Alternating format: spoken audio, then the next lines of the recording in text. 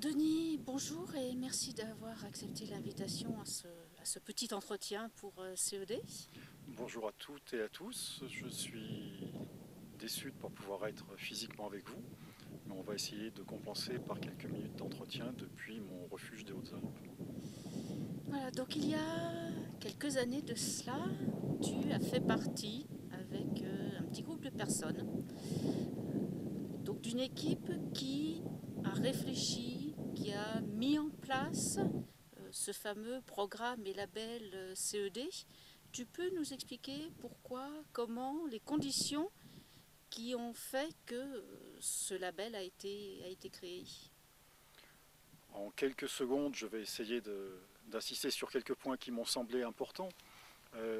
Ce label, il n'est pas parti de rien, c'est le fruit de la très longue histoire de la Ligue de l'enseignement, qui depuis pas mal de décennies est déjà investi dans toutes les démarches de découverte de la nature, notamment à travers les classes et séjours de découverte, dans un réseau de centres répartis sur tout le territoire.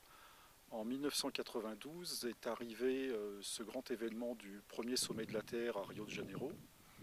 Et dans ce cadre-là, le secrétaire général de la Ligue de l'enseignement, Jean-Marc Oiran, a souhaité que l'on mette en place un programme pour à la fois qualifier notre réseau pour mieux prendre en compte toutes les nouvelles dimensions qui s'imposaient en matière d'éducation à l'environnement, mais également pour le rendre plus visible auprès du public et de nos différents partenaires. Alors, l'éducation à l'environnement, développement durable, on en parlera peut-être un petit peu tout à l'heure, mais effectivement, ça existait déjà au sein de la Ligue, au sein d'autres mouvements d'éducation populaire.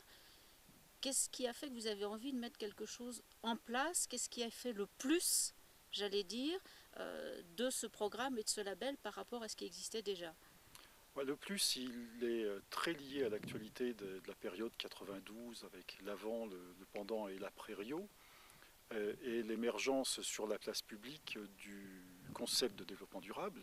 Bon, je précise que dans mon idée et dans celle de pas mal de mes collègues à l'époque, le terme était très très imparfait, mais c'est celui-là qui s'est imposé et on fait avec.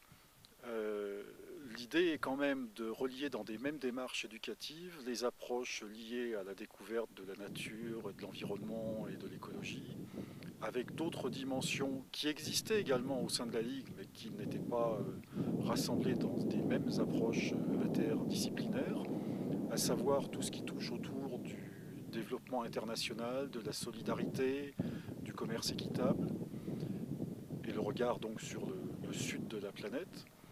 Et puis une autre dimension qui est celle de la citoyenneté, de la prise en compte des questions environnementales partout, tout au long de la vie, et pas seulement dans ces lieux magiques que sont les centres d'éducation à l'environnement. Est-ce que donc cette idée, vous étiez quelques-uns à la partager? Est-ce qu'il y a eu malgré tout, j'allais dire, des freins, des oppositions à la mise en place du label? Ou est-ce qu'au contraire, tout le monde a été partant tout de suite et a bien compris quels en étaient les enjeux? Ça serait assez malhonnête de dire que tout a été facile, mais globalement, il y a eu un soutien politique sans faille au niveau de la Ligue et de son conseil d'administration qui a permis d'avancer assez vite. Et ensuite, il a surtout fallu trouver d'autres manières de travailler, bâtir des programmes adaptés au public que l'on accueillait et qui intègrent ce que je citais au préalable, à savoir des dimensions que nous traitions déjà pas trop mal, mais de manière séparée. Et parler à des enfants sans les culpabiliser ou sans être trop intello, à la fois de questions d'environnement très proches, mais également très lointains, et globalement du fonctionnement et de la gestion de la planète, c'est vrai que ça a été un défi pas évident sur le plan pédagogique. Et puis, comme on s'était mis aussi en tête un autre défi qui était celui d'associer pas seulement les éducateurs à la démarche, mais également tous ceux qui faisaient vivre au quotidien les centres, le personnel d'entretien, les autres animateurs pas spécialisés en environnement, les cuisiniers et leurs équipes, tout ça, ça a obligé à décloisonner les approches traditionnelles et à se poser d'autres questions, telles que les économies d'énergie dans les centres, tels que les circuits d'approvisionnement en nourriture, le recours à des produits issus du commerce équitable, l'utilisation pour l'entretien des bâtiments de produits un peu moins agressifs que les produits traditionnels du commerce. Euh, relier les grandes idées avec la réalité concrète au quotidien, ça n'a pas toujours été facile. Et je pense que on peut aussi se dire qu'aujourd'hui encore, c'est assez compliqué entre nos belles idées, l'idéal et puis les contraintes économiques, réglementaires. Tout ça, c'est un vaste chantier qui va encore se poursuivre très longtemps. On parlait tout à l'heure très très rapidement de Rio. Donc cette année 2012, ce sont les 20 ans de Rio 92. Qu'est-ce que Rio en tant que tel, le voyage qu'avait fait aussi un petit groupe de la Ligue là-bas, a pu apporter comme élément à cette réflexion de CED? Je crois que ça a été fondamental pour deux raisons. D'abord, la découverte concrète que nous, les petits Français, on n'était pas les seuls sur la planète, et aller confronter nos belles idées de protection de la nature et de développement durable, même avec plein de guillemets, à la réalité quotidienne de ce que vivaient les pays du Sud.